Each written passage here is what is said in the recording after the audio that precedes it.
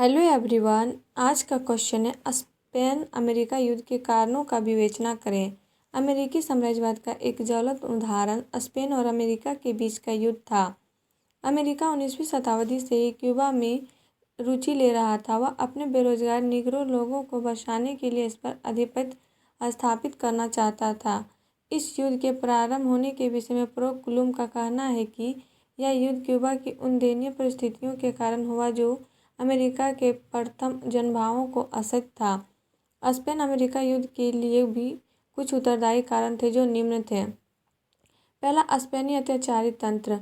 उस समय Cuba Spain के शासक के अधीन था। स्पेनिश शासक भ्रष्ट, निर्दयी तथा अत्याचारी था। उसने व्यापार उद्योगों पर भारी कर लगाया था। क्यूबा में अखबारों को कोई स्वतंत्रता प्राप्त नहीं थी। न्यायालय और चर्च भी स्पेनिश शासक के हाथ में कठपुतली मात्र थे। स्पेनिश सरकार के इन नीतियों के कारण क्यूबा में अनेक विद्रोह हुए। दूसरा, क्यूबा के लोग लाभान्वित नहीं।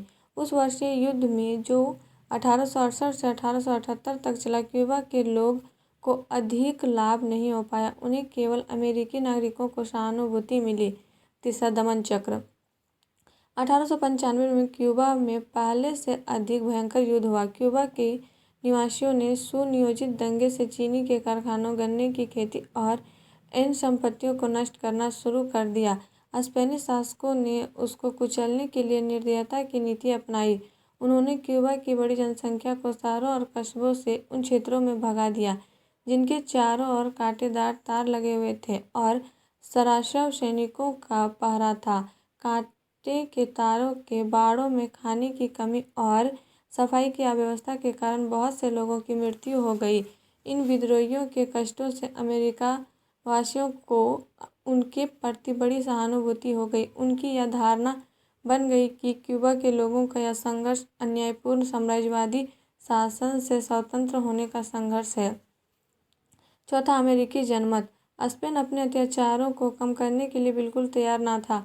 अमेरिकी लोगों में क्यूबा के लोगों के प्रति सहानुभूति आई, जिससे प्रेरित होकर वे ये मांग करने लगे कि अमेरिका इस मामले में हस्तक्षेप करे। अमेरिकी कांग्रेस ने बार बार अमेरिकी शासकों पर यह दबाव डाला कि वे क्यूबा के मामलों में कुछ कार्रवाई करें।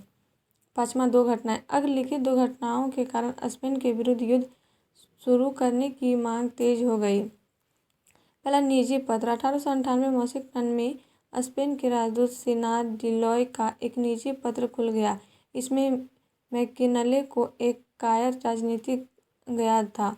यह पत्र न्यूयॉर्क के जनरल के हाथ में पड़ गया था और प्रकाशित हो गया। परिणाम स्वरूप राजदूत डिलाम ने त्यागपत्र दे दिया, परंतु जनता में आक्रोश बना रहा।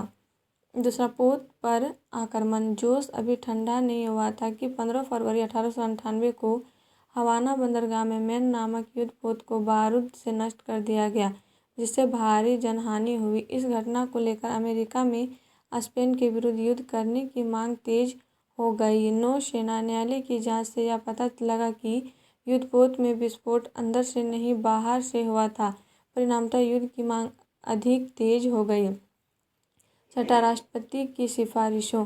राष्ट्रपति मैकिनले ने 11 अप्रैल 1898 को कांग्रेस के समक्ष अपनी यह सिफारिश की कि हमारे पड़ोस में जो असामान्य स्थिति उत्पन्न हो रही है उसको ठीक करने के लिए मैंने सभी संभव उपाय कर लिए हैं और अब कोई चारा नहीं रह गया। मैं आपके आदेश की प्रतीक्षा में हूँ। 6 दिन बाद कांग्रेस के दोनों सदनों ने एक प्रस्ताव पारित करके स्पेन से मांग की कि वे क्यूबा छोड़ दें। इसी प्रस्ताव में राष्ट्रपति को यह अधिकार दिया गया कि वह इस कार्य को पूरा करने के लिए अमेरिका की सेना और समुद्री बेड़े का इस्तेमाल कर सकता है। अंततः 1898 में युद्ध छिड़ गया। लड़ाई की पहली कार्रवाई सुदूर पूर्व में हुई। मई 1898 में एडमिरल डीवी ने मनोला की खाड़ी में स्पेन के जहाजी बेड़े को नष्ट कर दिया। इस प्रकार डीवी ने प्रशांत महासागर में स्पेन की शक्ति पूर्णतः समाप्त कर दी। जुलाई 1898 में स्पेन का दूसरा जहाजी बेड़ा भी, जो केप वर्डे द्वीप समूह के बंदरगाह से निकलकर क्यूबा के सेंटियागो बंदरगाह में आया था, नष्ट कर दिया गया। अमेरिकी सेना की कठिनाइयाँ। इस युद्ध अमेरिकी सेना के सम्मुख भी अनेक कठिनाइयाँ आई। साज सामान और सप्लाई की कमी के कारण उन्हें अनेक कठिनाइयों का सामना करना पड़ा। युद्ध विभाग पुराने तरीकों और निकम्मे अधिकारियों के कारण पूर्णतः बेकार था। हजारों सैनिकों को तंबू, बंदूकें और कंबल भी नहीं मिल पाते थे। सैनिकों को गंदा और कभी-कभी जहरीला खाना भी मिलता, दवाइयाँ तो उन्हें मिलती ही नहीं थी।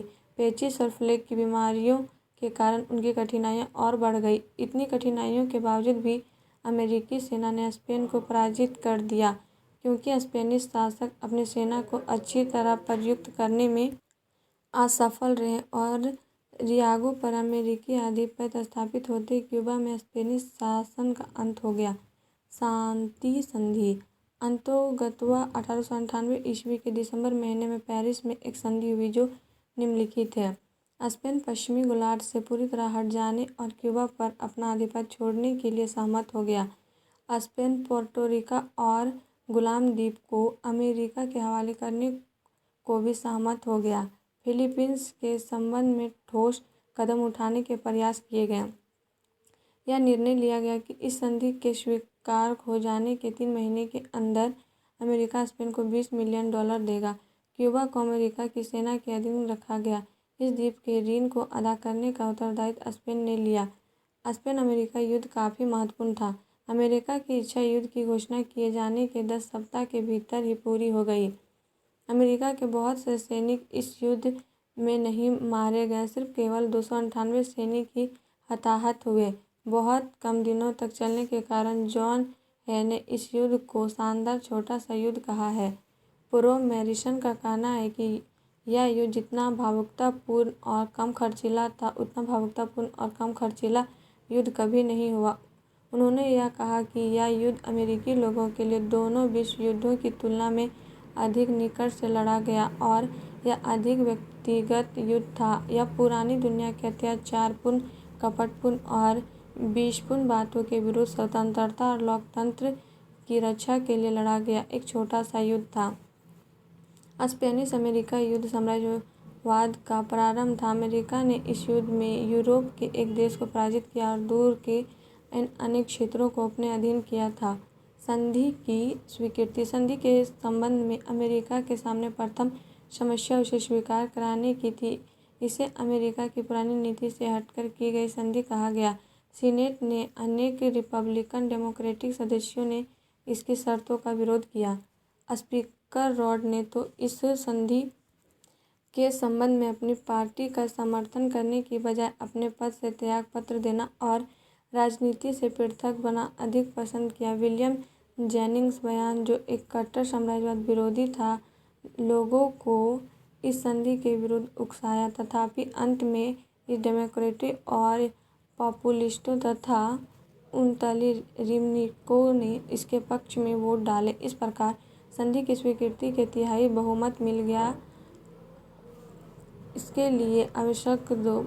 क्यूबा की स्वतंत्रता। 3 वर्ष के सैनिक शासन के जरांत क्यूबा स्वतंत्र हो गया। सन 1901 में जब क्यूबा से सैनिक शासन समाप्त किया गया, उससे पूर्व क्यूबा में एक स्वशासन की स्थापना हो चुकी थी। तथापि स्वशासन के पूर्व उन्हें फ्लैट साधन पर हस्ताक्षर करना पड़ा। इसके अनुसार यह शर्त लगा दी गई कि क्यूबा ऐसी कोई संधि नहीं करेगा जिससे उसकी स्वतंत्रता को खतरा हो।